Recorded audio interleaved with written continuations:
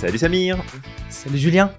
Salut à toi qui nous écoutes et bienvenue dans ce nouvel épisode de ce podcast La Systémique du Bonheur où comme d'habitude on te parle de psychologie, on te parle de coaching, on te parle de thérapie, on te parle de toutes plein de choses qui ont à chaque fois pour but de t'aider à voir les éléments du quotidien sous un angle nouveau et d'élargir ta perception des choses pour te permettre toi aussi de remettre en question ce qui doit l'être et de renforcer ce qui est nécessaire pour que tu puisses avancer dans la bonne direction. Voilà. Exactement. J'ai dit, Samir, j'ai dit. Exactement. Alors, le sujet du jour, Julien, comment il nous est venu? Alors, je te disais, Julien, que récemment, je me suis surpris à dire certaines paroles et que j'ai remis en question sous la douche. Comme d'habitude, c'est toujours sous la douche que ça arrive, les réflexions philosophiques. En fait, la réflexion que j'étais amené à dire, c'est une réflexion que beaucoup de personnes, j'ai déjà entendu beaucoup de personnes le dire, c'est de se dire, face à un homme, une femme politique, face à une figure d'autorité ou autre, en fait, lui, au moins, il dit ce qu'il pense. Donc, je sais à quoi m'attendre. Il y a une défiance aujourd'hui aussi envers les politiques. Et tu as des personnes qui disent, en fait, surtout vis-à-vis des pensées extrêmes, ouais, mais en fait, lui, il est extrême, mais au moins, il dit ce qu'il pense. Donc, au moins, il est franc, il est honnête, alors que les autres, ils en pensent pas moins. Et je me suis surpris à dire ça, dire, ok, au moins, lui, on sait à quoi s'en tenir. Mais par contre, je me suis dit la dernière fois, mais cette réflexion, elle est complètement conne. Parce qu'Hitler aussi, il disait ce qu'il pensait. Hitler aussi, on savait à quoi s'en tenir. Mussolini, Franco, tous les autres. Il l'a expliqué en large, en long et en travers, il l'a écrit, il l'a présenté. On savait très bien ce qu'il allait faire. Exactement. Et pourtant, tu vois, c'est de là que le titre vient. Pourquoi sincérité n'est pas toujours gage de moralité? T'as beau être transparent, t'as beau dire ce que tu penses, en fait, ça veut pas forcément dire que la personne, c'est une personne qui est moralement bonne ou qui va avoir des idées qui vont être positives ou qu'on peut lui faire confiance. Ouais, tout à fait, parce que c'est sûr que la sincérité, c'est toujours quand même une qualité qui est importante. Bien sûr. Parce que c'est un état d'être intérieur. On a déjà évoqué dans un précédent podcast le danger du mensonge aussi, que ce soit pour les conséquences que ça a dans le quotidien, mais surtout sur notre psyché à nous. Et ceux qui utilisent beaucoup le mensonge s'en rendent pas compte, mais en fait, ils sont en train de se déglinguer de l'intérieur en pensant pourtant que grâce au mensonge, ça va être plus facile, ça va être plus simple. Mais en fait, pas du tout. Ça leur complique la vie et ça amène énormément de problèmes. Donc, c'est sûr que la sincérité, c'est quelque chose qui est quand même profond. Ça permet de savoir ce qu'une personne va penser, les sentiments qu'elle ressent, les motivations profondes qu'elle peut avoir. Donc, ce côté de transparence qui peut être appréciable dans certaines situations. Mais comme tu le dis, en fait, est-ce que l'appréciation de la franchise et de l'honnêteté, de la sincérité qui est en place, est-ce qu'elle doit supplanter, en fait, la moralité qui peut être remise en question derrière? Parce que, oui, tu peux prendre un détraqué qui va te dire en fait je vais t'attendre dans la ruelle là-bas puis je vais te découper avec une scie et puis je vais te mettre dans un sac poubelle et je vais te jeter dans le lac puis tu vas disparaître. Super sincère le mec, il te dit exactement ce qu'il va te faire. Est-ce que pour autant c'est moral? Je suis pas sûr quoi. Ouais, c'est ça. C'est aussi comme je te dis avec tout ce qui est politique, des fois t'as un mec qui vient et qui va te dire tiens, écoute, moi je suis au pouvoir, ça va être la préférence nationale et toutes les autres personnes qui sont d'origine différente, ceux-là en fait ça va être des citoyens de seconde zone. Et en fait ça c'est des trucs que j'ai déjà entendus de gens qui disent ouais mais en fait lui au moins il dit ce qu'il pense, les autres ils en pensent pas moins. Certes il y a cette défiance, mais c'est pas parce qu'il dit ce qu'il pense que ça veut dire que en fait c'est pas grave en fait, tu vois, c'est pas parce que comme tu dis Julien, il peut y avoir énormément de dérives et surtout en fait le gros problème c'est une des réflexions qui m'était venue à l'esprit, c'est que avec ce genre de personnes qui sont transparents, qui disent ce qu'ils pensent, si on accepte dès le départ en disant lui au moins il est honnête même si je suis pas d'accord avec ses idées, en fait on va s'accommoder au fur et à mesure du temps. On va y venir, de toute façon on va parler de biais cognitifs etc. et tout ce que ça peut amener, mais le truc c'est qu'à force d'entendre son discours, à force d'idéaliser aussi cette personne-là, on risquerait de s'accommoder à ses idées et d'en faire les nôtres. Et tu le vois, mais Julien, au travers de certaines personnalités comme Andrew Tate, alors lui c'est un masculiniste vraiment extrême, comme des politiques, etc. Bah, en fait, ce qui se passe, c'est qu'au bout d'un moment aussi, on leur donne, ces personnes-là vont leur donner une figure de, tu sais, limite de prophète, quoi, de les prophétiser, de leur donner une figure Ouais, on limite. leur donne du crédit C'est ça, ouais. Tu peux pas et parler, tu peux pas remettre en question. C'est limite le bon Dieu sans confession, quoi. C'est. ouais, et souvent en fait, t'as cet effet-là derrière qui se produit, parce que c'est ça aussi qui est intéressant, c'est de savoir mais qu'est-ce qui peut bien faire que ils prennent autant de place ces gens-là? Qu'est-ce qui peut bien faire que d'un seul coup ils ont tu sais, ils ont de l'intérêt du public, ils ont une adhésion aussi importante de la part du Mmh. public? Bah, c'est tout simplement parce que ces personnes qui font gage de sincérité, qui parfois c'est de la sincérité marketing aussi, parce qu'ils savent très bien que ça va être un message qui va fonctionner, qui va attirer du monde, etc. Ouais. Et tu prends Trump par exemple, qui est au cœur de tout un tas de choses en ce moment, du fait qu'il ait été élu président des Ouais. États-Unis. Je tiens à dire que je tiens à mon visa pour le moment, Julien. D'accord. Je plaisante. Non, mais ce Non, que je je dis rigole. juste, c'est que lui aussi, tu sais, il a bien fait passer le message en disant, ben, je ne fais que dire ce que les Américains veulent entendre. Et C'est c'est ça. grâce à ça que je suis élu. Ouais, c'est ça. Donc, il y a une sincérité, oui et non, dans le process. Donc, il a quand même un plan en tête et ça reste quand même un homme d'affaires avant d'être un politique. Bien Donc, c'est ce sûr. qui Ouais. fait aussi que il a pas les mêmes résultats que tout le monde et puis ça se passe pas comme avec les autres politiques. Mais le truc, c'est que, en fait, quand t'as une personne qui dit tout haut ce que toi, ça peut t'arriver de penser dans ta tête, mais que tu ne valides pas nécessairement, ou une pensée à laquelle tu donnes pas spécialement de place, ben en fait, le monde extérieur est en train de te dire, bah regarde, si toi aussi t'as eu cette pensée-là, tu sais quoi, c'est normal en fait. Et je suis honnête avec toi, je te le dis direct, c'est normal de penser ça. C'est Mm. normal d'avoir cette vision-là. C'est Et normal de vouloir buter son voisin. Tu le penses, vas-y, vas-y, fais-le. non, mais c'est ça, Non, mais... c'est que du coup, en fait, tu as ce principe où tu perds finalement ta capacité de métacognition, c'est-à-dire réfléchir à tes propres pensées pour prendre du recul. Et du coup, cette sincérité qui est validée, parce que ça reste une très très belle qualité que d'être sincère, d'être honnête, d'être Faut le franc. reconnaître. Ouais. Voilà, c'est quand même, c'est pas donné à tout le monde d'utiliser ces capacités-là, justement de faire ça. Donc c'est quand même quelque chose qui est positif en soi. Mais derrière, c'est que quand le message passe et qu'il y a seulement l'étiquette de la sincérité, ben d'un seul coup, en fait, ça normalise la pensée, ça normalise le truc. On en parlait tout à l'heure quand je te parlais du fils Mitterrand qui Mhm. devient ministre de la Culture en France alors que c'est un pédophile et qui dit ouvertement dans ses livres et dans ses interviews à la télévision, ben, en fait, moi je vais en Thaïlande pour me taper des petits garçons. Tu te dis, bon, il y a peut-être une couille dans le pâté quand même. Il y a peut-être quelque Mhm. chose qui fonctionne pas. Mais parce que c'est sincère, parce que c'est authentique, parce que c'est un personnage unique, parce que non, en fait, non, non, c'est pas parce que tu avoues une pensée que tu as et que tu partages cette pensée publiquement que ça la rend nécessairement valide, et que c'est pas parce qu'il y a d'autres personnes qui pensent que ça rend la chose valide.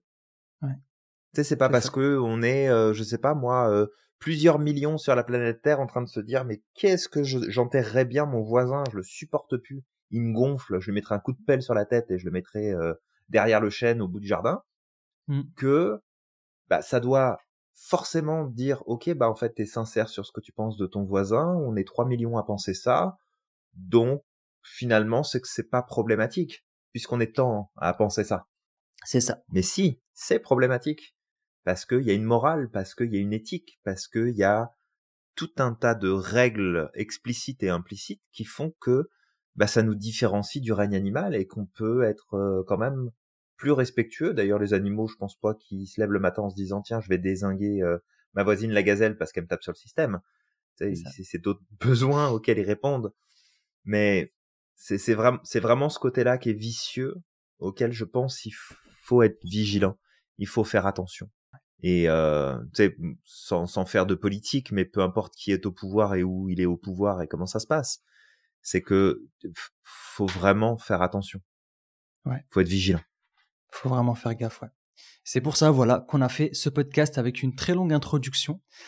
Peut-être justement d'expliquer les différents risques et aussi d'où ça peut venir, parce que peut-être dans un premier temps de parler du phénomène psychologique qu'il y a derrière justement Mmh cette mh. croyance, parce que c'est une croyance en fait, au final, tout ça.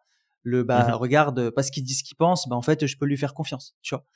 Et Ouais. ça vient d'où? Ça vient d'une valorisation de l'authenticité.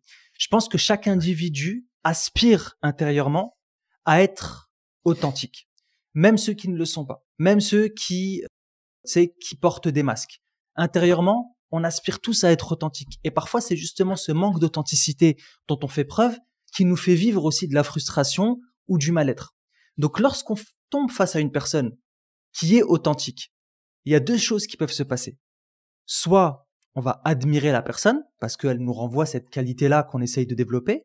Mmh. Soit elle va, alors je donne ces deux trucs, peut-être qu'il y a d'autres choses qui peuvent venir, mais c'est ceux qui me viennent en tête. Soit l'autre chose, c'est que ça peut nous amener du malaise parce que nous, on n'arrive pas à être authentique.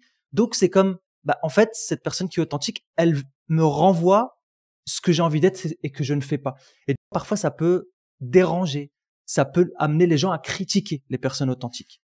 Mais quoi qu'il arrive, cette authenticité, on la porte tous en nous, ce besoin d'authenticité.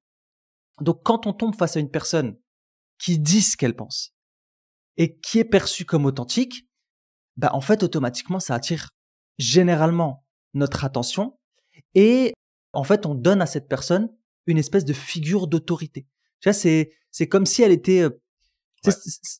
ça redorait son image, ça lui donnait beaucoup plus de lumière. Dans d'autres cas, oui, dans Mmh. d'autres cas, bien sûr, il y a des gens qui les aiment pas aussi. Ces personnes-là aussi aimeraient être authentiques, comme je dis, mais ça leur renvoie une autre réaction. Ouais. Ouais, d'ailleurs, on avait fait un podcast, je pense qu'on l'avait partagé à un moment donné où, non, t'es pas tant authentique que ça, en fait, tu pas de filtre et tu juste chiant pour les autres. C'est- Et On voulait tu faire un sais, podcast sur ça, oui, alors je effectivement. sais pas si on en avait C'était parlé euh, ou c'était si sur on les avait gardé personnes qui ça. disaient, Mmh. ouais, c'est ça. C'était sur les Moi, je suis personnes qui disaient, authentique, moi, je je suis suis intègre. entier, Ouais, je suis intègre, je suis entier, je suis entier. C'est ça. Moi, je je suis une suis personne ouais, entière. Si j'ai envie de t'insulter, je t'insulte. Ouais, ouais, non, c'est ça, oui. c'est juste que t'as pas de filtre Gère et tes émotions. que c'est ça. Donc, tu sais, il y a authenticité et authenticité. Je pense qu'à partir du moment, bon, après, je le dis aussi avec mes propres filtres et ce qui moi vient me chercher particulièrement. Mais quand toi, dans ta façon d'être, dans ta manière en fait de fonctionner, t'envahis la liberté des autres et t'envahis l'espace des autres, je suis désolé, ton authenticité, elle est mal placée à ce moment-là. Mhm.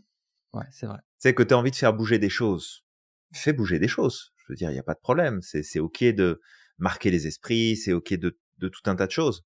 Mais tu sais quand je sais pas moi, quand t'es dans une soirée, tu fais une sortie, t'es dans un lieu ou autre, et que t'as des gens qui prennent 10 fois trop de place, mais qui te disent ouais mais moi je suis juste authentique, je suis moi partout où je vais. Non, t'es juste casse-couille partout où tu vas là.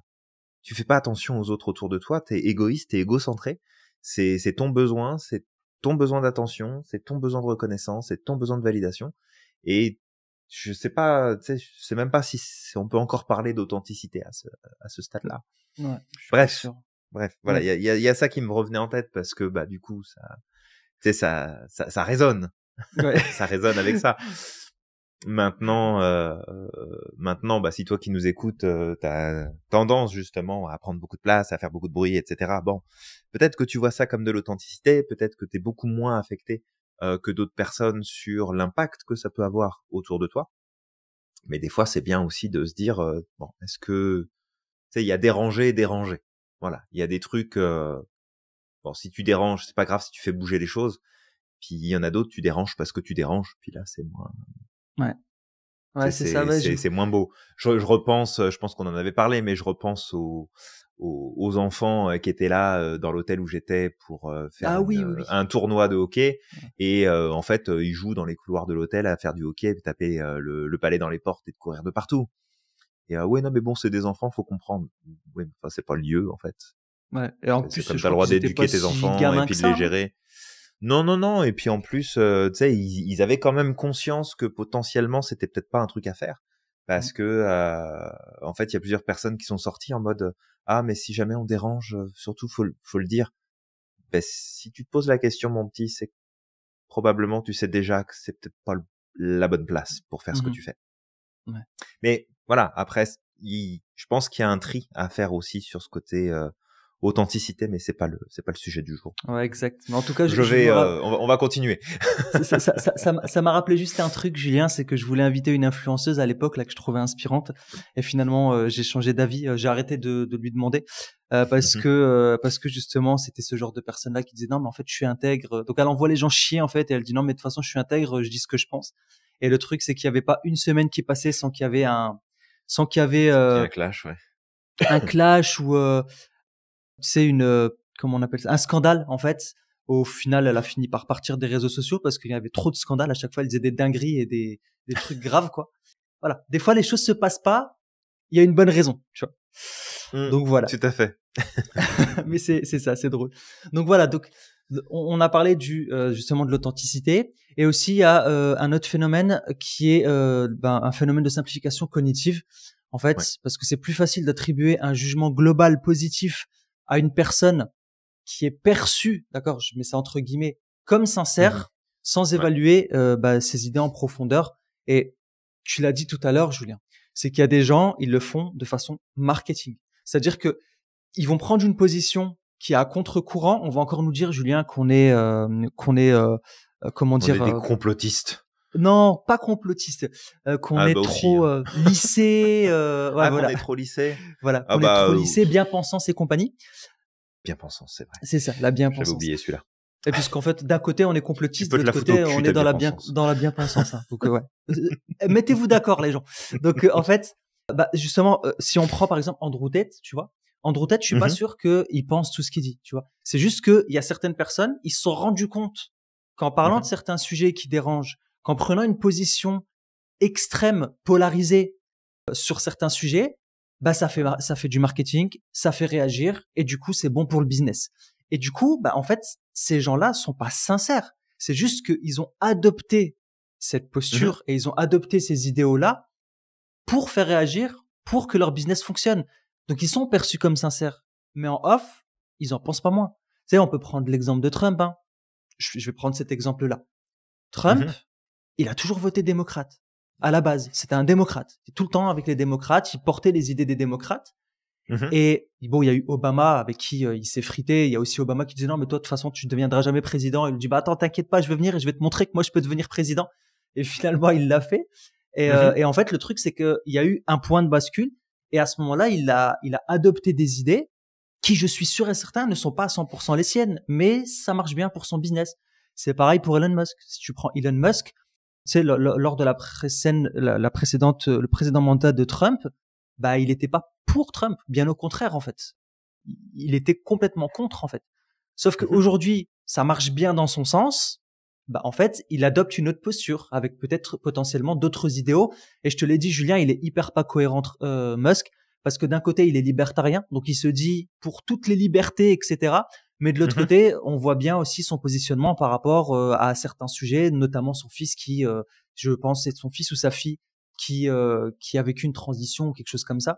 Et là, tu dis, ok, d'un côté, t'es libertarien, de l'autre côté, quand ça t'arrange, tu vois là, quoi, tu prends une autre position. Oui, non, mais c'est ça. C'est pour ça aussi que, tu sais, je pense que c'est important d'aborder ces sujets-là, un petit peu comme on le fait, et attention, on n'a pas la science infuse, et c'est vraiment des partages qu'on fait avec les connaissances qu'on a et la vision des choses qu'on peut avoir.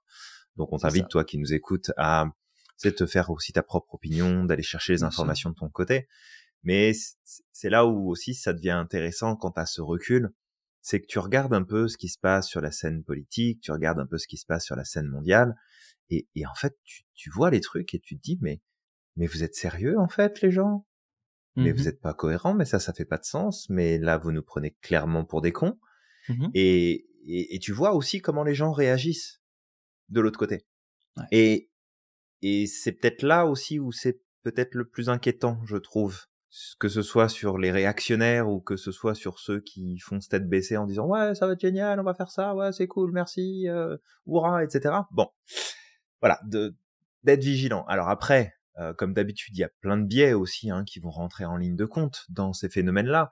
On a le biais de confirmation, parce que quand on a quelqu'un en face de nous qui est sincère, brut de décoffrage, qui annonce la couleur d'emblée, mais qui résonne avec les pensées qu'on a déjà, les idées en tout cas qui sont proches de celles que on entretient, bah là d'un seul coup c'est ah mais attends mais je reconnais ça, c'est ce que je pense aussi, c'est ce que je crois.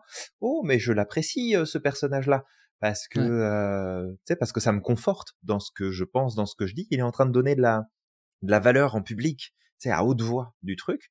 Donc ça faut faire attention.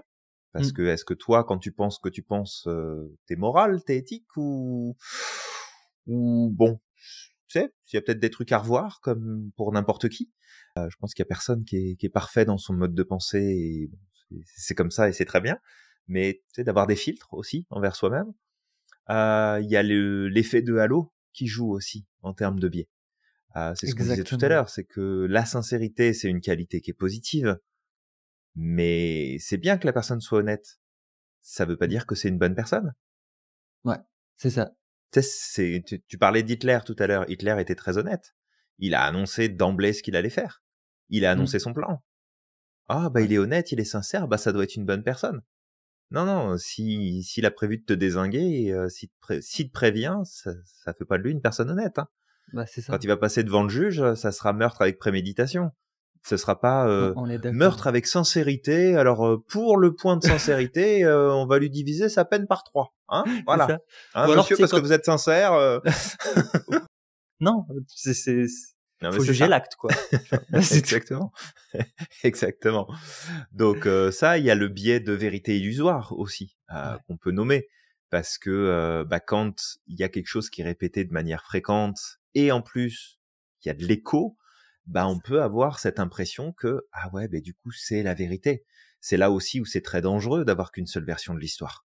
Mmh. C'est là aussi où c'est très dangereux de d'écouter en fait qu'une seule parole et d'avoir juste un son de cloche. Mmh Et mh. ça, on l'avait évoqué, bah, que ce soit sur la guerre en Ukraine, que ce soit la guerre à Gaza et tout ce qu'il y a Exact, autour. ouais. On l'a évoqué à Exact. plusieurs reprises en disant, les gens, faites attention à ce que vous entendez, faites attention à ce qui est dit, sans partir dans un délire de complotiste, de machin, de trucs. C'est C'est juste, ça. faites attention. Qu'est-ce qui occupe le plus la scène publique? Qu'est-ce qui Ouais. est communiqué le plus souvent? Qu'est-ce qui est amené le plus souvent? Mmh. Et si jamais c'est trop répété, si jamais il y a que ce plan-là, en fait, qui est amené sur le devant de la scène, est-ce que c'est parce que c'est la vérité absolue? Ou est-ce qu'on est en train de fabriquer une vérité? C'est ça. Alors, j'irai pas plus loin parce que sinon on va encore dire qu'on est des complotistes. On l'est Ah un peu oui, sur les mais bords, hein. j'assume l'étiquette complotiste, il y a pas de problème. En attendant, à chaque fois, ou presque, ça se vérifie. Donc, à un moment donné, Il y bon, a beaucoup de choses qui se vérifient. Tout ne se vérifie pas, mais il hein, y a beaucoup de choses qui se tout ne se vérifient. vérifie pas parce que des fois on est à côté de la plaque, mais il y a beaucoup de choses, quand tu regardes bien et que tu te poses les bonnes questions, tu le vois venir le truc. C'est Ouais. tellement gros, tu le vois venir de Ouais. très très loin. Quand on regarde bien des complots, il y en a eu. Tu regardes juste l'histoire. Regarde l'histoire. Et Ah mais il y en a eu c'est plein. raconté dans les livres d'histoire, en fait, ces choses-là. Donc, bon, d'un côté, il y a ceux avec les elfes, les reptiliens et compagnie. Là, alors, tu sais que là, tu sais tirer par les cheveux, hein, On mais ne touche pas à Mark Zuckerberg. il y en a. C'est ça. Ah bah, remarque que Mark Zuckerberg a pas mal changé de look en ce moment, hein. Il est devenu un peu plus, je sais pas si t'as remarqué, il s'est laissé pousser un peu la barbe.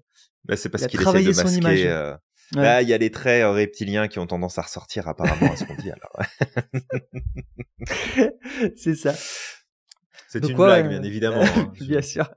Je n'adhère pas au projet. Totalement, ouais. Totalement. Bah, c'est intéressant ce que tu dis sur le biais de vérité illusoire. D'ailleurs, tu sais, quand tu parles de répétition, les Ouais. politiciens répètent beaucoup certains mots quand ils veulent faire passer un message. Tu sais, Oui. on a pu le voir, hein, il y a plein d'analyses qui sont faites, etc. Il y a un problème avec les étrangers, tu vas les entendre dire étranger, étranger, étranger, islam, islam, islam. Grève, tu sais, on va leur dire, je sais pas moi, fauteur de troubles, fauteur de troubles. Et en fait, ils répètent, ils répètent, ils répètent, de manière à ce que, à force, en fait, Hum. cette information, elle finit par s'ancrer en nous.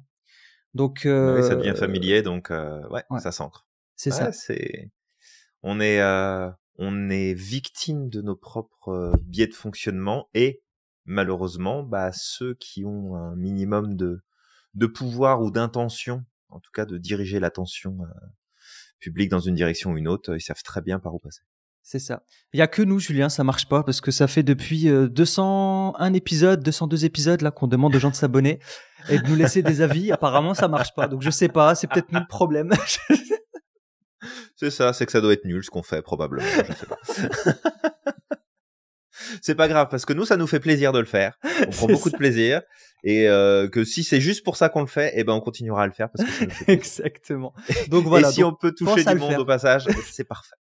Donc toi qui nous écoutes, mets un like s'il te plaît. Voilà, tu mets un like, tu t'abonnes, tu nous suis, tu nous mets nos 5 étoiles sur ton ou tu m'envoies un message sur WhatsApp pour me dire que c'est de la merde. Et après, tu bloques mon numéro, comme ça, tu peux pas me laisser te répondre. Ouais, effectivement. Il y en a une qui l'a faite, c'est vrai. Ouais. Au moins, elle a été sincère. Au moins, elle a été sincère. Oui. Bah, oui, elle a été sincère sur ce qu'elle pensait à ce moment-là. Après, je trouve dommage de balancer un scud et puis de se planquer après derrière et de pas répondre et de bloquer le numéro. Et de pas entendre ta version. Ouais. C'est pas comme si j'allais l'appeler pour lui dire, ouais, qu'est-ce que tu m'as dit? C'est pas normal. En fait, je m'en fous. J'ai juste répondu, puis, ouais. Je pense que le message a été lu, puis après, ça a été... Allez, on coupe. Exactement. Mais c'est OK. C'est OK. Ouais. C'était pour la petite blague. C'est OK. Ça fait partie du game aussi.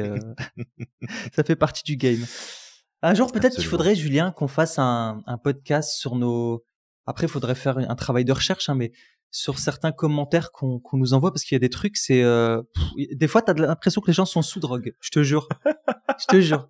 Il y a certains commentaires, parfois, tu dis, hein? Je suis pas sûr d'avoir tout compris. Non, il y a ça. Et puis, tu sais, il y a eu on a eu des reproches ou pas des attaques, parce que c'est pas des attaques, mais vraiment des phrases ou des choses qui nous ont été dites en mode, ouais, je vous en veux de ça, t'as dit ça, t'as fait ça. Ouais, aussi, ouais. Et on attend toujours, de savoir ce qu'on a fait ou ce qu'on a dit. Exact. Ouais, ça aussi, ouais. Exact. Et c'est comme, oui, mais dis-moi en fait, qu'est-ce qui s'est passé? Qu'est-ce que j'ai dit? Qu'est-ce que j'ai fait qui fonctionnait pas? Parce que si tu me le dis pas, con comme je suis, je vais recommencer. Tu vois? Bah, c'est ça. C'est que si tu me tiens pas au courant, je peux pas apporter de correctif. Mais du coup, on n'a toujours pas de réponse. Ouais, là c'est vrai que ça me fait penser à certaines personnes qui étaient hyper fidèles. Tu les voyais tout le temps, même dans les lives qu'on faisait les jeudis là. Et du jour au lendemain, disparition totale. Et tu sais pas pourquoi. Des fois, tu recontactes la personne après qui dit, tu sais, une fois j'avais recontacté une ou deux fois. Et la personne elle dit ouais, mais vous avez dit ça et du coup ça m'a pas plu. Bah, waouh. Juste, il t'a fallu une parole où t'étais pas d'accord avec nous, une seule. Et c'est drôle. Je trouve ça drôle. Voilà. Après, on n'est pas là pour caresser les gens dans le sens du poil aussi, quoi. On était trop sincères, c'est pour ça, Samir. Voilà. Tu vois, comme quoi. On n'a pas fait preuve de moralité. C'est pour ça. C'est ça. C'est peut-être ça. Exactement. Alors, peut-être, Julien, il y a d'autres billets. Il y avait le billet d'ancrage. Il y a les billets de banque, il y a les billets de Monopoly. Ceux-là, c'est mes préférés, les billets de banque. Les billets de banque. J'aimerais bien en avoir un peu plus, quand même. Cool. J'aimerais bien en avoir un peu plus. Toi qui nous écoutes, on va te mettre l'adresse de notre PayPal et notre RIB. Donc, si t'as des billets en trop, hésite pas, on prend. Parce que j'ai des trucs là qui traînent dans mon panier depuis des mois là et j'arrive toujours pas à les acheter. Donc bon. J'ai un panier à valider, s'il te plaît, fait que. C'est ça. Si tu pouvais envoyer quelques piécettes, que je puisse appuyer sur le bouton envoyer, ça serait cool. Exact. Ah là là, on craque. Alors Julien, le biais d'ancrage. En fait, ce biais-là, c'est que, en fait, la première impression que la personne va donner, donc le fait par exemple d'être authentique ou de donner l'impression d'être honnête, en fait, elle va influencer derrière les jugements futurs qu'on va avoir sur elle, même face à des contradictions. J'ai parlé avec des gens. Alors ici, je connais des personnes qui très très peu qui votaient Trump, et en fait, tu sais, des fois, je les ai questionnés quand même de est-ce que tu es d'accord avec tout ce qu'il dit? Alors, je peux comprendre, effectivement. Je pense que il a eu un bilan positif sur certains points parce que c'est un homme d'affaires et il pense différemment. Tu sais, lors de son précédent mandat, on peut pas nier qu'il a eu un bilan positif sur certains points, mais pas sur tout. Il y a des trucs où, franchement, tu sens que qu'aux États-Unis, on était en train de reculer. Et tu sais, je posais la question à la personne, est-ce que tu es d'accord avec tout? Et en fait, parce que justement, il y a cette impression d'honnêteté, je suis pas d'accord avec tout, mais je le soutiens quoi qu'il arrive, même sur les trucs avec lesquels je suis pas d'accord. Et c'est ça, en fait, le problème, c'est que à partir du moment où tu vas considérer qu'une personne est honnête, en fait, tu vas manger à toutes les tables, en fait. Tout ce que la personne va te servir, tu vas le manger, même si c'est de la merde. Tu vois? Et ça, c'est Ouais. le gros danger. Et bah, c'est ce qui s'est passé, si on peut, tu sais, je vais simplifier, mais c'est ce qui s'est passé avec Hitler au final. Tu vois, c'est que le mec, il a dit des choses, il était honnête, il y a des gens qui lui ont fait confiance, ils étaient peut-être pas d'accord avec tout, et au final, ils se sont retrouvés justement à soutenir ses idées, et certaines personnes se sont retrouvées à mourir justement pour ces idéaux-là. Donc c'est là en fait où, tu sais, on te dit pas de pas voter pour telle personne que tu trouves sincère, ou de pas soutenir telle personne parce que tu la trouves sincère, ou de pas l'écouter. On te dit juste que, en fait, on peut tomber dans nos biais, et que derrière, il va être important d'apprendre à faire le tri, tu vois. Mm. Ok, il y a des Ouais, choses qui tout à sont fait. bonnes, très très bien. C'est super que ça va dans cette direction-là. Mais il y a des choses avec lesquelles je suis pas d'accord, et je peux pas soutenir cette personne totalement si bah il y a des dérives en fait qui arrivent. Et c'est là en fait le danger. C'est que Mm. derrière, bah il peut y avoir des dérives face à certaines libertés qui sont fondamentales. Et toi, tu dis bah parce que j'estime que cette personne est honnête, je la soutiens jusqu'au bout. C'est là où tu te dis bah regarde en fait, Bah, ce biais d'ancrage peut être dangereux. oui, c'est ça. Et puis le truc en plus, c'est que tu sais, il y a cet autre biais d'engagement. Puis ça, il est applicable sur ce qu'on est en train de partager ici, mais Mm. il est applicable sur plein de choses. C'est que malheureusement, quand on commence à faire quelque chose, on a souvent du mal à arrêter la machine parce Ouais, qu'on a commencé. c'est ça. Parce qu'on a commencé à faire une petite chose, parce qu'on a commencé à s'engager dans une direction. Et on s'en rend pas compte, mais c'est très difficile, en fait, de rentrer dans cette démarche et de dire, j'ai soutenu ça, j'ai été Mm. d'accord jusqu'à un certain point, maintenant ça ne me correspond plus, donc j'arrête. Je continue pas, je m'arrête là. Et c'est très difficile parce que il y a ce biais, en fait, de continuité, il y a ce biais d'engagement qui fait que bah, pour maintenir cette espèce de cohérence interne dont on a besoin en permanence pour fonctionner, bah on tolère, on accepte, on fait avec, on ignore certains points, certaines choses, parce que bah, c'est vachement plus confortable en fait de continuer d'aller dans la direction dans laquelle on a commencé, plutôt que de se dire bah je me suis peut-être trompé de direction. C'est ça. J'aurais peut-être pas dû aller jusque-là, j'aurais peut-être pas dû faire telle et telle chose. Ouais, Et ça, on est tous soumis, en fait, à ces biais-là. Parce que exactement. là, on les met sur le principe que la sincérité n'est pas gage, justement, de moralité, et que ça veut pas dire que ça va être bien, ce qui va aller avec. Mais c'est ça, c'est tous les pièges dans lesquels on tombe sans s'en rendre compte. Ça nous influence, ça nous manipule. On se manipule tout seul, en fait, pour être clair. On se Euh, manipule tout seul. et, euh, et c'est là où il faut savoir aussi dire stop. Il faut savoir aussi dire, OK, faut faire les choses différemment. Et tu vois, si je fais un parallèle, par exemple, avec le monde de l'entrepreneuriat, pourquoi est-ce que les jeunes entreprises ou les jeunes entrepreneurs sont plus agiles, en fait, et ont plus cette capacité à changer de direction, à prendre des décisions différentes, à amener des changements dans leur entreprise? C'est parce que souvent, les entreprises qui sont là depuis un certain temps et qui ne sont pas capables de faire ce pivot et de faire ces changements sous prétexte de ce biais d'engagement, bah en fait, c'est des entreprises qui finissent par fermer leurs portes parce qu'ils n'ont pas su s'adapter, ils n'ont pas su bouger, ils n'ont pas su remettre en question leur modèle d'affaires, leur modèle de fonctionnement, leur modèle de mise en place des choses. Et quand tu as des changements dans des entreprises avec des employés, peu importe là où ils se trouvent, qui n'arrivent pas eux-mêmes à vivre ce changement-là, c'est d'ailleurs pas pour rien qu'il y a il y a des cabinets et des professionnels qui accompagnent dans les politiques de changement et dans justement les stratégies de changement au sein des entreprises. Parce qu'en fait, bah, il y a des gens qui vont être tellement dans ouais, mais bon, on a toujours fait comme ça, pourquoi on le changerait? Mais non, mais ça, j'ai l'habitude. Mais non, on passe par là. Je vais pas changer mes stratégies. Je vais pas changer ma manière de faire. Que finalement, tu sais, cette zone de confort qui s'installe, bah, elle peut être très problématique. Mm. Et quand t'entends dans les médias toujours le même message, qui peut-être la première fois que tu l'as entendu, ça t'a rendu inconfortable, mais que là, ça fait la 100e fois que tu l'entends, bah, c'est exactement le même phénomène qui se passe quand tu vis dans une grande ville et que tous les jours tu croises des SDF et que tu fais plus attention. Parce que Ouais. ça fait partie de ton environnement. Parce que ça devient une normalité. Parce que t'es engagé, en fait, à ne pas réagir, à juste faire abstraction de ce qu'il y a. Et du coup, tu te fais embarquer et c'est normal, en fait. Ça veut pas dire que c'est bien, mais c'est normal. Ça fait partie de notre mode de fonctionnement. Donc, toi qui nous écoutes là, voilà, c'est vraiment des points sur lesquels on voulait t'amener à réfléchir, à revoir. Il y a plein de biais dont on a déjà parlé, mais c'est parce que c'est des biais qui sont tellement présents et qui s'insinuent absolument partout que forcément on les retrouve dans plein de problématiques. Mais d'être peut-être un peu plus vigilante sur l'effet de la sincérité, qui est pas toujours finalement aussi vertueux. Elle n'est pas toujours aussi vertueuse que ça, la vérité. La sincérité, pardon. C'est vrai. Ouais, totalement, Julien. Et il y en a plein, certainement encore des biais qui sont en lien avec tout ça. Mais on en a partagé aujourd'hui 4 qui nous semblaient pertinents de partager. Donc, toi qui nous écoutes, fais juste attention. Sache que, tu sais, c'est pas parce que tu as un ressenti. Et même dans l'autre sens, c'est ça que je voulais amener comme idée, c'est que j'ai parlé de Trump. Moi, je suis pas, comme tu dis, j'ai pas de pensée binaire. En fait, j'essaye, parfois ça peut m'arriver, mais j'essaye de nuancer. Je me re-questionne toujours. Et là, on est en train de parler justement des extrêmes, mais dans l'autre sens, c'est la même chose.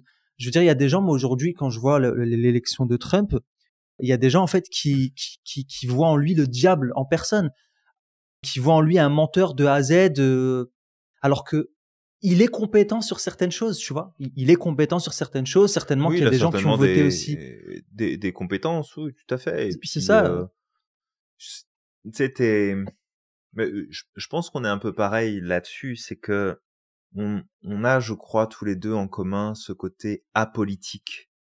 C'est ça. C'est-à-dire qu'on regarde ça de l'extérieur, la droite, la gauche, le centre, les échos, les machins, les trucs, et tu sais, on regarde ça de l'extérieur, on peut être intéressé ou se reconnaître dans certains points qui sont portés par la droite, par la gauche, par le centre, par les verts, par les machins. Parfois même par les extrêmes. Hein. Des fois, il y a des petites idées qui circulent comme ça, qui sont intéressantes. Tu dis, c'est vrai que ça pourrait...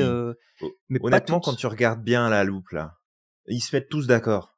Ah oui, bien sûr. Quand il y a un parti politique d'un extrême qui commence à dire « Ah bah tiens, on va mettre ça en avant dans notre politique publique, on va mettre ça en avant dans notre discours », t'as les autres qui se réveillent en se disant « Merde, ça c'est vachement intéressant, je pense qu'ils vont gagner des voix. » Bah nous aussi, tiens, on va commencer à en parler. C'est ça. Donc tu sais, il y a beaucoup ça quand tu regardes de l'extérieur, tu te dis mais vraiment quoi, mais arrêtez de nous prendre pour des cons quoi, s'il vous plaît. Je pense qu'on peut relever le niveau.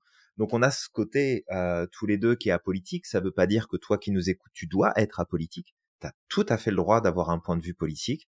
T'as le droit de le défendre. T'as le droit de dire bah non, c'est ce parti-là qui devrait passer. C'est ce point de vue-là qui est vachement plus valide. Mais c'est juste arriver à prendre un petit peu de recul et de voir en fait que peut-être que la réponse, et je sais pas si c'est vrai, hein, c'est une supposition, mais peut-être que la réponse, elle se trouverait dans la mesure en fait. C'est ça.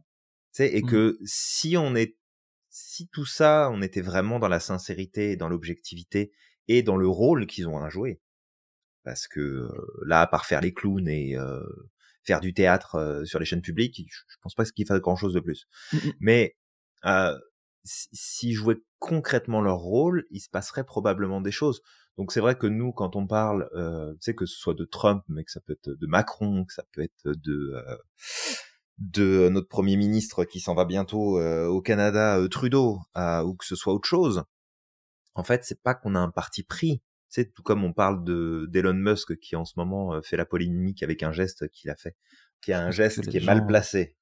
Je suis d'accord, le geste est un petit peu particulier. Mais est-ce qu'on doit y donner vraiment cette définition-là? Et puis, qui est-ce qui finalement a relevé ce geste-là, qui existe chez plein d'autres politiques qui l'ont fait, et qui a relevé ce geste-là et qui lui donne cette signification-là? Tu sais, il y a un engouement derrière, puis toujours avec beaucoup de... Tu sais, c'est comme moi, ça m'érisse le poil. Dès qu'il commence à y avoir un peu trop de mouvement public sur un sujet, c'est comme, ok, est-ce que on est bon là, ou est-ce qu'on est juste en train de faire passer une idée qui a besoin de passer à ce moment-là? Ouais. Mais bon, ça c'est mon côté complotiste, je l'assume à 100%. Ça, je le vis très bien, tout va bien. C'est pareil, hein, Elon, j'ai vu le geste, j'ai été choqué sur le coup, mais en fait après derrière, je me suis posé la question de, mais attends, est-ce que réellement c'est ce qu'il voulait? Parce que tu sais pas. Est-ce que réellement ce qu'il voulait, on est face à un... Je l'apprécie pas trop, Elon, surtout dernièrement parce qu'il a pris trop de positions sur des sujets en fait où il est beaucoup politisé en ce moment. Il abuse un peu trop. C'est très particulier. Et mais en fait, tu sais, je me suis quand même posé cette question de, on est face à un autiste déjà, donc tu sais, il est très maladroit en public. Des scandales, c'est pas le premier. Il a pas les mêmes codes. Tu sais, quand il dit aux publicitaires qui étaient sur Sur Twitter, vous pouvez aller vous faire foutre, j'ai pas besoin de votre argent. C'est ça. Ouais. Bon. Tu sais, c'est le genre de truc. Alors oui, il a été sincère pour le coup et effectivement, il a pas besoin de leur argent, il s'en sort très bien sans eux. Mais tu sais, c'est le côté où il y a peut-être des erreurs de stratégie de communication. Mais après, ça fait partie de son profil aussi. On sait très bien que c'est plus challengeant pour ces profils-là de pouvoir communiquer sur la scène publique et socialement. C'est pas les mêmes jeux, c'est pas les mêmes cartes, c'est pas les mêmes filtres. Donc il y a tout un tas de choses. Mais bref, enfin, tout ça pour te dire que on te parle de différents personnages de la scène publique en ce moment parce que du coup on peut faire écho avec ça et ça donne des exemples concrets. Mais derrière ça, tu vois, on est vraiment apolitisé pour le coup. Et je trouve que c'est quand même important, même d'ailleurs si toi-même t'es plus d'un parti ou de l'autre, peu importe, c'est d'être capable de pointer du doigt même les gens du parti que tu défends en disant là tu racontes des conneries, ça va pas du tout. Ouais, c'est ça. Là ça marche pas. Ouais. Et je pense que le monde se porterait porterait pas pour mieux. des cons là, hein? et je pense que ça se passerait mieux dans le monde si on était tous dans cette dynamique de pouvoir dire bah lui je l'aime bien, j'aime bien ses idées, mais là Coco tu fais de la merde, fait que redescends, tu recadre, parce que là je pense qu'on ne rend pas une bonne direction plutôt que foncer tête baissée dans le truc. Mais je sais pas, je vis peut-être dans une autre planète. Je pense que je viens d'une autre planète de toute façon. Je sais pas. Après moi je reste Ça doit être juste dans ma tête que ça doit marcher. Convaincu que d'avoir une largesse d'esprit, de se remettre en question, c'est jamais mauvais. Voilà. Ça c'est mon opinion. C'est de justement. Tu devrais peut-être le remettre en question justement ce que tu dis là. Tu sais, j'ai trop un besoin de liberté pour me dire que je sais qu'on est tous manipulables et qu'on l'est certainement sur certains points, mais de me dire d'être manipulé par des partis politiques ou des personnes qui sont là juste pour servir leur propre intérêt. Eux, ils s'en mettent plein les poches et puis nous, on est comme des cons, c'est en train de les défendre et de les prendre comme des bref, voilà, ça m'énerve un petit peu. Voilà. Attention Samir, attention. Attention, c'est ça. Oublie pas que t'as ton visa en jeu là, fais gaffe. Oh mais justement, j'ai dit que j'étais nuancé. Si tu m'écoutes Trump, tu sais que je suis nuancé. Il y a des choses que j'admire chez lui, je le dis clairement, il y a des points sur lesquels je trouve que vraiment il est inspirant. Après, il y a des choses sur lesquelles effectivement je pense qu'il devrait être cadré un peu plus, mais je pense qu'il sait ce qu'il fait, il est pas bête. Je pense qu'il est très intelligent. Il y a beaucoup de gens qui pensent qu'il est idiot. Il est très intelligent. À mon avis, c'est ce qu'il fait. Je pense qu'il a 10 coups d'avance sur. Ouais, vraiment. Bon, après, est-ce que c'est bien ou c'est pas bien, c'est un autre débat. Puis je pense pas que ce soit notre rôle aussi de dire ce qui est bien ou ce qui est pas bien. Puis on peut faire ça avec tous les politiques en fait. De se dire tel personnage je l'aime pas, mais je dois quand même lui reconnaître cette qualité-là, cette facilité-là, ce talent-là, cette force-là. Ouais. Après, si tout le monde pouvait être une force du bien, ça serait quand même cool parce qu'il y a quand même des forces du mal dans ce monde, sans vouloir partir dans l'éternel schéma force du bien, force du mal, côté noir, côté lumière, etc. Mais il y a des forces du mal dans le monde. Qui sont là, qui existent et qui font beaucoup de mal à beaucoup de gens. Pas forcément en plus qui sont visibles. Exactement. Vador est parmi nous. Julien, je suis ton père. Ouais, tiens, regarde. mais du coup, c'est de se dire, ok, c'est quoi le camp que j'ai envie de choisir. Ouais, exactement. Et on peut tous faire le choix d'être dans le camp du bien, mais pas le bien selon nous, le bien selon une éthique partageable avec le reste de l'humanité et la moralité, en fait. Pas de dire, ah oui, mais ça c'est mieux parce que moi je crois que... Non, ta gueule. En fait, c'est quoi c'est quoi qui est moral, qui est éthique et qui est juste, en fait. Ouais. Non, c'est ça, exactement. Et c'est là... Et ça, c'est pas évident. C'est là l'objet même du podcast. Si on n'est pas en train de taper sur qui que ce soit ou autre, non, on dit juste que, tu sais, peu importe. Pas la tête. Ouais, pas la tête. C'est important. Mais c'est juste, voilà, vraiment de dire que c'est important de se remettre en question parce que d'un côté ou de l'autre, en fait. Des fois, on pense être dans le vrai, on est totalement dans le faux. Des fois, on pense être dans le bien, on fait partie des mauvais, on fait partie des méchants. D'ailleurs, c'est ce qui se passe, Julien, pendant la colonisation. Tu sais, quand tu regardes certaines choses qui se sont passées dans l'histoire, les méchants pensaient que c'était les gentils. Ça arrivait très souvent. Et les gentils, on pensait que c'était les méchants. Si on prend, je vais prendre juste l'exemple de mon histoire, hein, la guerre d'indépendance en Algérie, en fait, les personnes qui se défendaient contre le colonisateur, en fait, on les appelait des terroristes, en fait. Tu vois, clairement. Je veux dire, ça, tu peux le voir, ce qui s'est passé au Vietnam, exactement la même chose. Les méchants, c'était pas ceux qui avaient envahi le pays. Les méchants, c'était ceux qui se défendaient. Ceux qui s'en prenaient, tout à fait. Donc, c'est pour ça que c'est important de se remettre en question à un certain moment et de se dire, est-ce que je suis vraiment ce que je pense? Est-ce que je suis vraiment, moi, le gentil dans l'histoire?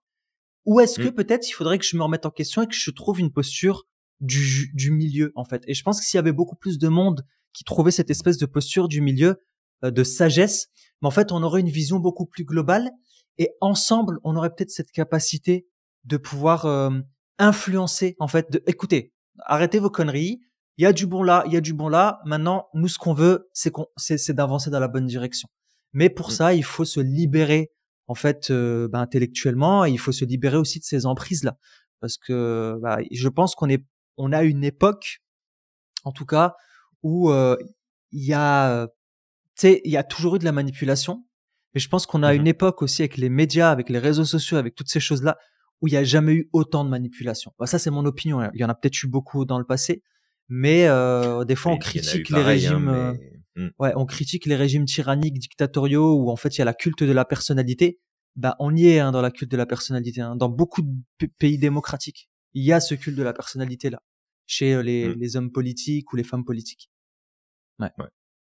Mais ouais. Ouais, et puis si peut-être pour finir aussi de ce côté-là, il faut qu'on s'arrête là. Ça peut être bien aussi de se réinterroger sur la notion de la démocratie, le pouvoir de la démocratie et comment elle est appliquée.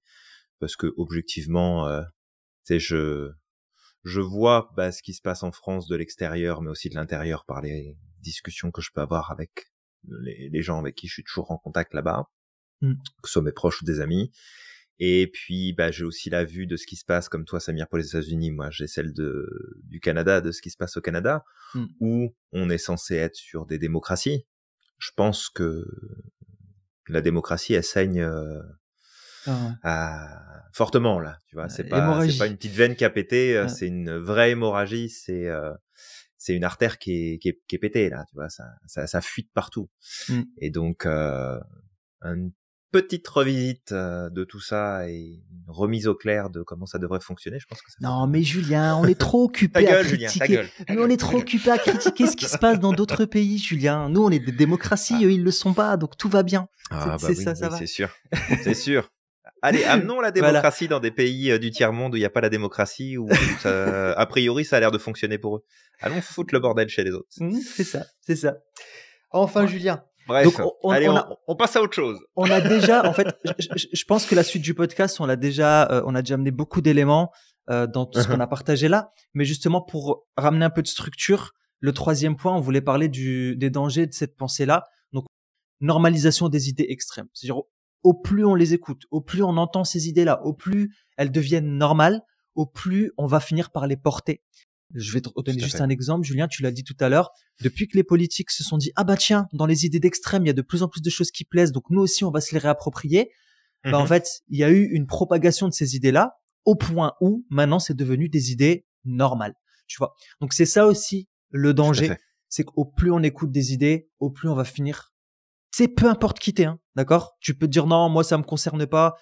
Tu es concerné. Tu es concerné aussi. Tu peux tomber dans ce piège-là. Et en plus, en fait, c'est que cette normalisation des idées qui va être répétée, ils savent ce qu'ils font. Ils jouent avec les émotions, ils jouent avec la peur, ils jouent avec certains biais aussi, qui font que à ce moment-là, on va être beaucoup plus facilement manipulable.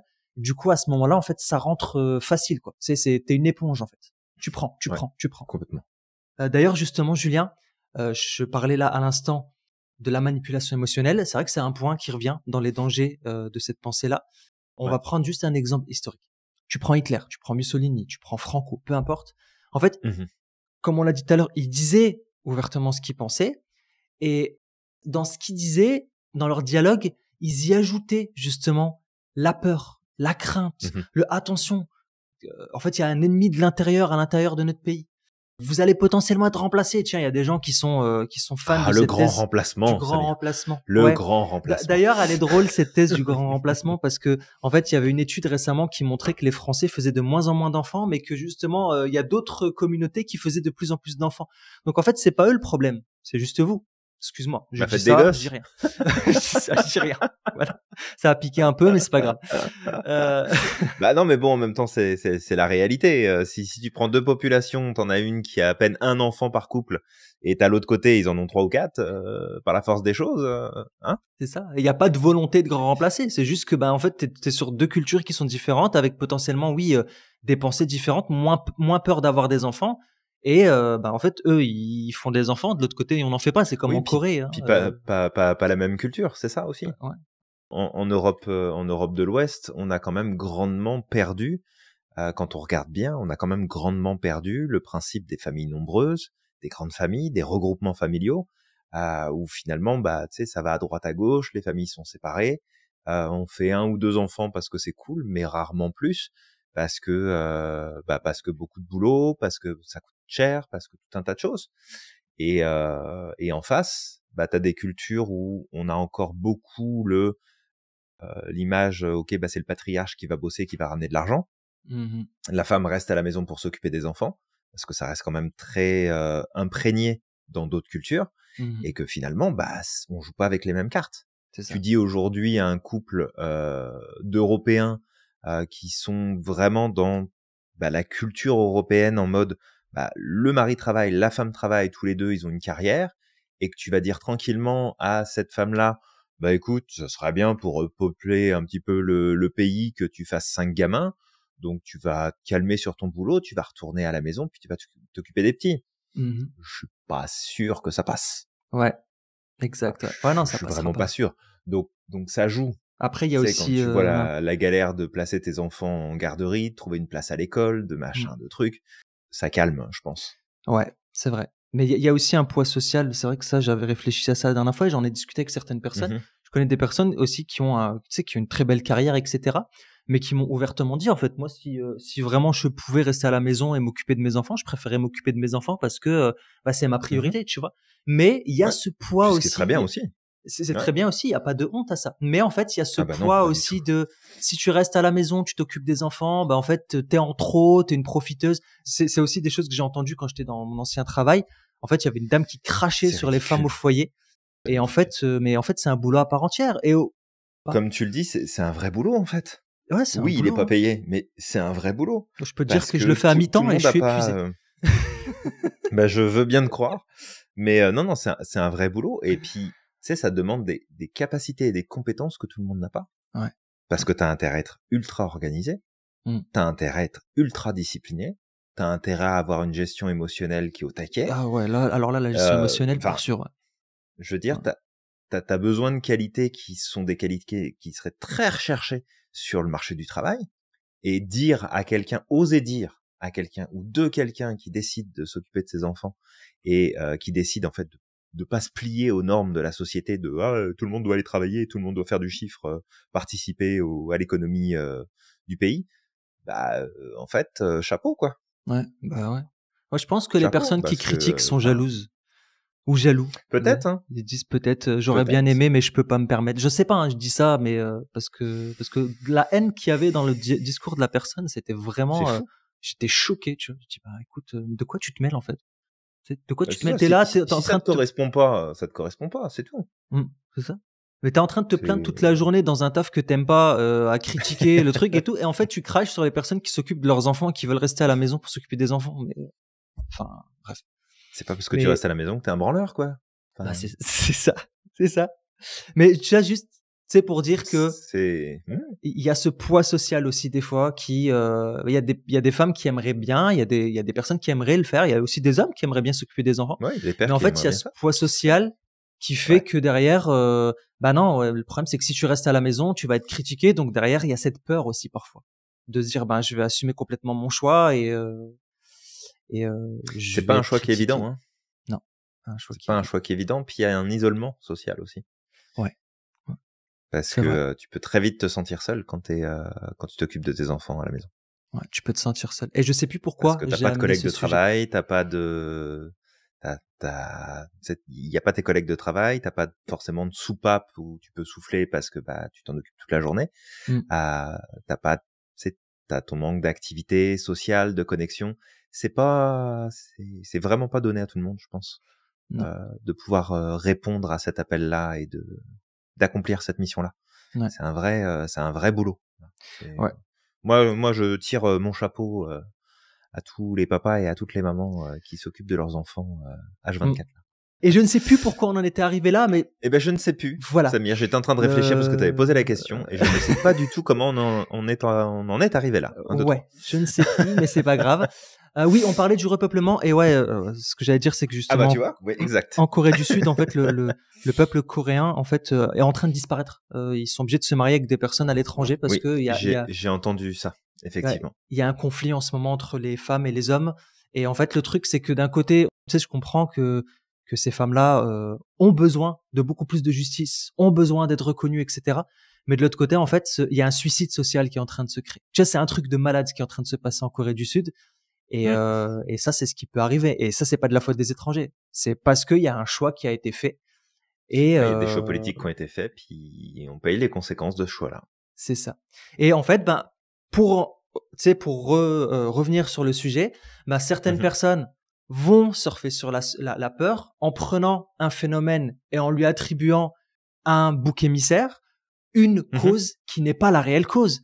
Mais parce que on vient agiter le drapeau du regarde, vous êtes en train de disparaître. Vous êtes sur le point de mourir, tu vois. On joue avec les peurs, on joue avec la colère. En fait, on coupe la personne de son jugement rationnel qui, elle, plutôt que de se dire, ben, peut-être que le problème est ailleurs. Non, en fait, le raisonnement est coupé.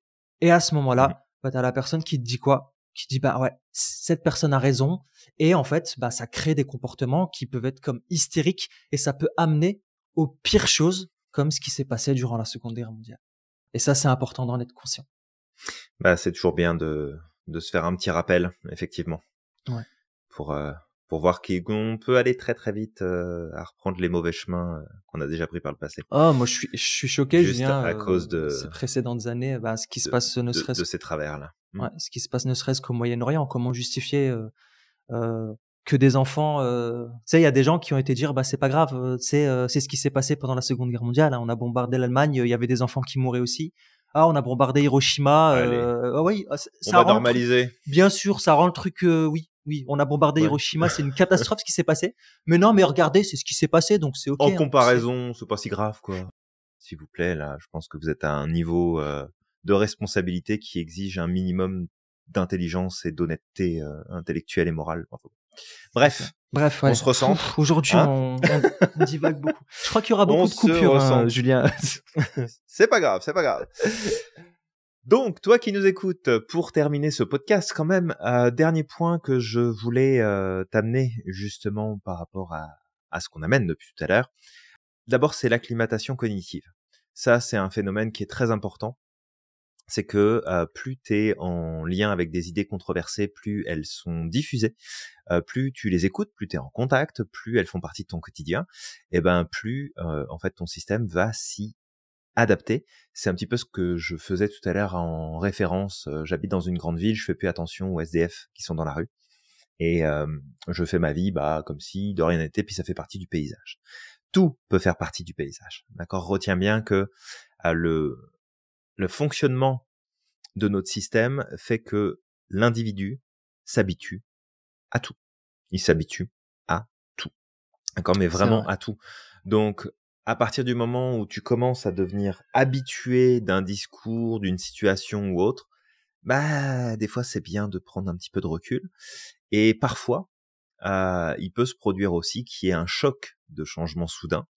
Et quand ça arrive, bah en fait, c'est quand la personne ou le groupe ou l'entité qui était sincère, pour qui bah en fait tu t'es dit bah comme ils sont sincères, c'est cool, on peut leur faire confiance. Bon bah si jamais ils sortent des clous de manière trop prononcée, bah souvent ça va créer un état de choc, et ce choc-là peut être ce qui t'amène justement à remettre en question et te dire que, et prendre du recul et te dire que finalement, bah non, j'ai plus envie de suivre parce que là, clairement, ça a été trop loin, ça c'est venu trop me chercher dans mes valeurs, dans mes besoins, dans ma manière de percevoir les choses. Et donc, du coup, je prends du recul et je me détache de ça. Donc, ce qui peut être bien, tu sais, il y a ce garde-fou où à un moment donné, on peut tous s'allumer en se disant merde, là, les mecs, on est peut-être allé trop loin. Va peut-être falloir arrêter de faire ce qu'on est en train de faire.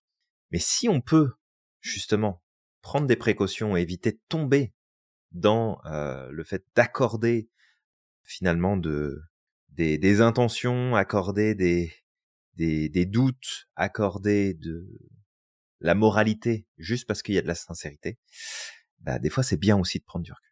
Donc voilà, c'est ce que je voulais rajouter pour terminer. Ouais. Fait que toi qui nous écoutes avec tout ce qu'on t'a partagé aujourd'hui, et j'espère que on aura réussi à te passer les infos, en tout cas qu'on avait à cœur de te faire passer, que tu as pris du plaisir à nous écouter et On que tu as espère. peut-être rigolé, que tu as peut-être dit « Oh non, là les mecs, je suis pas d'accord avec vous ». Donc, hésite pas, laisse des commentaires, fais-nous signe.